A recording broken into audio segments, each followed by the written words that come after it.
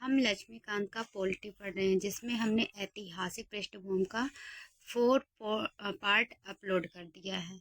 अब हम इसमें आगे पढ़ेंगे 1892 का भारत परिषद अधिनियम, जो कि क्या कहते हैं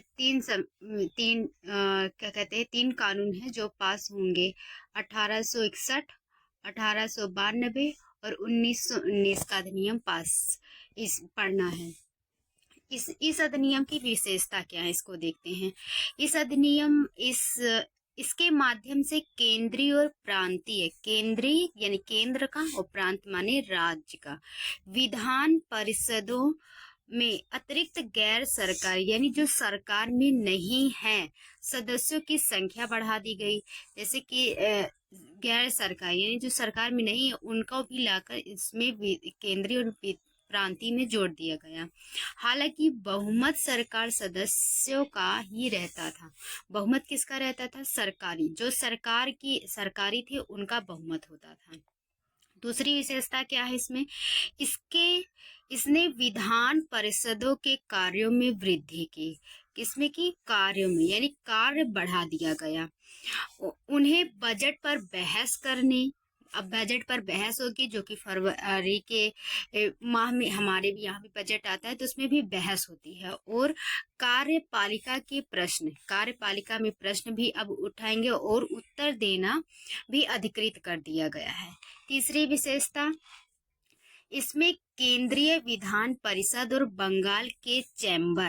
बंगाल के चैम्बर ऑफ कॉमर्स में गैर सरकारी सदस्यों के नामांकन के लिए वायसराय की शक्तियों का प्रावधान कर दिया गया। इसके अलावा इसमें प्रांतीय विधान, जो राज्य के विधान परिषद के गवर्नर, जिला के परिषद गवर्नर, विश्वविद्यालय, व्यापार संघ, जमींदारों और चैम्बर ऑफ कॉमर्स की सिफारिशों पर गैर सरकारी सदस्यों की नियुक्ति करने की शक्ति थी। यानी अब गैर सरकारी सदस्य इसमें से चुने जा सकते थे, आज भी चुने जाते हैं। विश्वविद्यालय के भी लोग रहते हैं, व्यापार के भी लोग रहते हैं आज की तरह। उसके बाद है इसकी आगे की विशेषता, इस अधिनियम ने केंद्रीय और प्रांतीय, केंद्र और प्रांत के विधान, जो विधान परिषद हैं केंद्र के भी और राज्य के भी, दोनों में गैर सरकारी, राज्य का मतलब ये है कि जहां ब्रिटिश कॉलोनी है, ब्रिटिश का शासन है, वहां की गैर सरकारी जो सरकार में नहीं है, सदस्यों की नियुक्ति के लिए एक सीमित परोक्ष यानी सीमा रहित और परोक्ष यानी प्रत्यक्ष रूप में चुनाव का प्रावधान कर दिया गया। इसके बावजूद इसके आगे की विशेषता क्या है? हालांकि चुनाव शब्द का अधिनियम में प्रयोग नहीं हुआ। चुनाव के द्वारा आएंगे प्रत्यक्ष यानी परोक्ष, लेकिन चुनाव शब्द का ही प्रयोग नहीं हुआ। इसे निश्चित निकायों की सिफारिश पर की जाने वाली नामांकन की प्रक्रिया है, यानी जो निश्चित निकाय थे उनकी सिफारिश पर इन्हें नामांकन प्रक्रिया कर दी गई। 1919 का भारत परिषद अधिनियम, 2 अधिनियम हमने पढ़ा, एक 1861 का, फिर 1892 का, अब 1919 का। इस अधिनियम को मार्लो मिंटो सुधार के नाम से जाना जाता है। मार्लो मिंटो 2 व्यक्ति थे, 2 ब्रिटिश व्यक्ति थे, इनके ही नाम पर ये परिषद आया, इनके ही नाम से भी जाना जाता है। उस समय लॉर्ड मार्ले इंग्लैंड में भारत के राज्य सचिव थे, इंग्लैंड में थे भारत के राज्य सचिव, और मिंटो जो थे, लॉर्ड मिंटो, भारत के वायसराय थे। इस अधिनियम की विशेषता यही है। इसकी विशेषता देखेंगे, इसमें केंद्रीय और प्रांतीय, केंद्र और राज्य के विधान परिषदों के आकार, यानी जो आकार है, जैसे कि भारत का आकार है चतुर्भुजाकार, उसी प्रकार में काफी वृद्धि की गई। केंद्र और प्रांतों में आकार यानी कि उसमें और भी सदस्यों को जोड़ा गया। केंद्रीय परिषद में इनकी संख्या जो है 61 से 60 हो गई, 16 से 60 हो गई। प्रांतीय विधान परिषदों में इसकी संख्या एक समान नहीं थी। प्रांतीय विधान यानी कि आगे पीछे करके थे ये। दूसरा ही विशेषता इसमें क्या है, इसने केंद्रीय परिषद में सरकारी बहुमत, केंद्रीय परिषद में सरकारी बहुमत यानी जो सरकार में रहेंगे उनकी बहुमत को बनाए रखा। लेकिन प्रांतीय जो प्रांत के थे वो गैर सरकारी सदस्यों की बहुमत की अनुमति थी, यानी उसमें गैर भी जो सरकारी नहीं है उनकी भी बहुमत इसमें आ सकते हैं। इन दोनों स्तरों पर विधान परिषदों के कार्यों का दायरा बढ़ा दिया गया। अब विधान परिषद का यानी विधान केंद्र में भी और राज्य में भी दोनों जगह इनका कार्य क्या हो गया, विस्तृत हो गया, बढ़ा दिया गया। उदाहरण के लिए क्या है, अनुपूरक प्रश्न पूछा जाने लगा। ये प्रश्न अगर किया है और उसका उत्तर मिला, अगर उस उत्तर के बाद भी अगर तुम्हें उसमें भी कोई प्रश्न खोजना है, प्रश्न उसमें उस उत्तर से भी प्रश्न पूछा जाए तो अनुपूरक प्रश्न होता है। बजट पर संकल्प रखना यानी बजट पर भी अब प्रश्न करना है। इस अधिनियम के अंतर्गत पहली बार किसी भारतीय को वायसराय और गवर्नर की कार्य परिषद के साथ एसोसिएशन बनाने का प्रावधान किया गया। किसे, भारत के लोग को क्या किया गया, भारत के लोग को वायसराय बनाने और गवर्नर की कार्य परिषद का एसोसिएशन करने का प्रावधान किया गया। सत्येंद्र प्रसन्न सिन्हा वायसराय की कार्यपालिका परिषद के प्रथम भारतीय सदस्य थे। कौन थे, सत्येंद्र नाथ सिन्हा जो थे ये कार्यपालिका की परिषद के भारतीय सदस्य थे। उन्हें विधि सदस्य बनाया गया यानी कानून का सदस्य बनाया गया, कानून सदस्य। इस अधिनियम ने पृथक निर्वाचन के आधार पर यानी अलग अलग निर्वाचन, मुस्लिमों के लिए सांप्रदायिक प्रतिनिधित्व का प्रावधान किया, यानी मुस्लिम के लिए अलग से चुनाव होगा, हिंदुओं के लिए अलग से चुनाव होगा। इसके अंतर्गत मुस्लिम सदस्यों का चुनाव किया,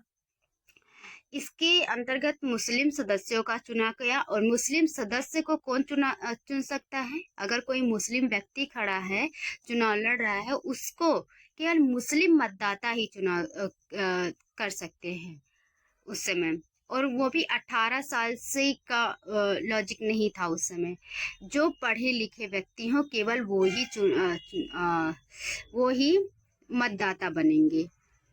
इस प्रकार इस अधिनियम ने सांप्रदायिकता को वैधानिकता प्रदान की, यानी सांप्रदायिकता यानी कि एक धर्म को मान्यता प्रदान की। और लॉर्ड मिंटो को सांप्रदायिक निर्वाचन के जनक के रूप में भी जाना जाता है। मार्ले मिंटो 1919 में आए, ये संविधान उन्हीं के नाम से जाना जाता है। और ये सांप्रदायिक है, इनका मिंटो जो है ये सांप्रदायिक निर्वाचन के जनक, यानी कहा जाए तो मिंटो जो है सांप्रदायिक जनक के पिता है। जनक यानी पिता किसके, सांप्रदायिक यानी धर्म के। मुस्लिम धर्म है, अगर कोई सदस्य उनका खड़ा है, चुनाव लड़ रहा है, तो उसको मुस्लिम लोग ही चुन सकते हैं, कोई अन्य नहीं। इसने presidency, corporation, chamber of commerce, विश्वविद्यालय और जमींदार के लिए अलग प्रतिनिधित्व का प्रावधान कर दिया। अब इसमें क्या है, presidency, corporation, chamber of commerce, विश्वविद्यालय, जमींदारों के लिए अलग अलग प्रतिनिधित्व का भी इसमें प्रावधान किया, चुना गया। यानी जो चैम्बर ऑफ कॉमर्स है उनको अलग चुनाव किया जाएगा, विश्वविद्यालय के जो बनेंगे उनको अलग से चुना जाएगा, जमींदार हैं उनको अलग से चुना जाएगा। इस तरह फूट डालो राज करो की नीति यहाँ से एंट्री करती है भारत में। अब भारत शासन अधिनियम 1919 20 अगस्त 1917 को ब्रिटिश सरकार ने पहली बार घोषित किया कि उनका उद्देश्य भारत के क्रमिक रूप से उत्तरदायी सरकार की स्थापना करना है। उत्तरदायी यानी जो भारत की सरकार बनेगी वह ब्रिटिश के लिए उत्तरदायी रहेगी। प्रश्न पूछेगी ब्रिटिश और उसे भारत के सदस्य विधायिका को केंद्र को जवाब देना पड़ेगा। क्रमिक रूप से 1919 में भारत शासन अधिनियम कब आया? 1919 में बना, जो कि 1921 में लागू हुआ। आया कब? 1919 में अधिनियम बना और लागू कब हुआ? 1921 में। इस कानून को मॉन्टेग्यू चेम्सफोर्ड सुधार भी कहा गया, यानी इसमें सुधार क्या हुआ ये तो हम आगे पढ़ेंगे, लेकिन इसे सुधार कहा गया। कौन सा? मॉन्टेग्यू चेम्सफोर्ड सुधार। मॉन्टेग्यू भारत के राज्य सचिव थे, जबकि चेम्सफोर्ड भारत के वायसराय थे। दो व्यक्ति थे, एक राज्य में थे, एक केंद्र में थे। केंद्र में कौन था? चेम्सफोर्ड। राज्य में कौन था? मॉन्टेग्यू, जैसे मार्ले मिंटो हो उसी तरह से। इस अधिनियम की विशेषता अब हम देख लेते हैं। केंद्र और प्रांतीय विषयों की सूची की पहचान करना। केंद्र एवं प्रांतीय यानी राज्य के क्या कार्य हैं, क्या कार्य करेगा, और केंद्र क्या क्या कार्य करेगा, इनकी पहचान करना है। उन्हें पृथक कर राज्यों पर केंद्र नियंत्रण कम किया जाएगा, यानी कि उनको राज्य को अपना कार्य कर दिया जाएगा। केंद्र जैसे आज के समय केंद्र में क्या है? सैनिक है, राज्य में क्या है? पुलिस है। शिक्षा जो है वो शिक्षा राज्य की है, पुलिस राज्य की है, विदेश मंत्रालय केंद्र का है। उसी तरह यहाँ भी देखा गया केंद्र का क्या है और राज्य का क्या है, और काम जब बांट दिया जाएगा केंद्र का नियंत्रण जो है राज्य पर से कम कर दिया जाएगा। केंद्रीय और प्रांतीय विधान परिषदों को अपनी सूचियों के विषय पर विधान बनाने का अधिकार प्रदान किया। विधान माने कानून बनाने का अधिकार सबको, यानी केंद्र जो है अपने हित के लिए कार्य बनाएगी। जैसे कि गृह मंत्रालय में अगर पुलिस पर राज्य कानून बनाएगी और जो सैनिक हैं उन पर केंद्र कानून बनाएगी। इसके अनुसार वायसराय कार्यकारी परिषद के 6 सदस्यों में से कमांडर इन चीफ को छोड़कर 3 सदस्यों का भारतीय होना जरूरी है। यानी 6 सदस्य तो वायसराय कार्य परिषद में थे, वे कमांडर को छोड़ दिया जाए, कमांडर इन चीफ को, तो 3 सदस्य कौन हो? भारत के अवश्य होने चाहिए।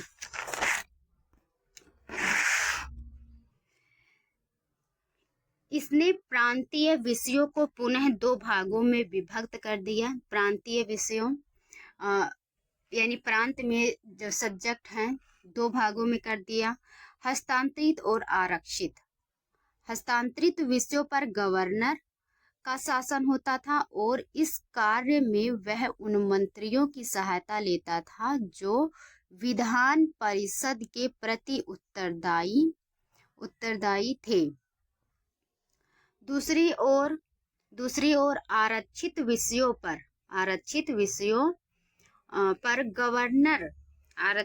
पर गवर्नर कार्यपालिका परिषद के प्रति उत्तरदायी नहीं थे।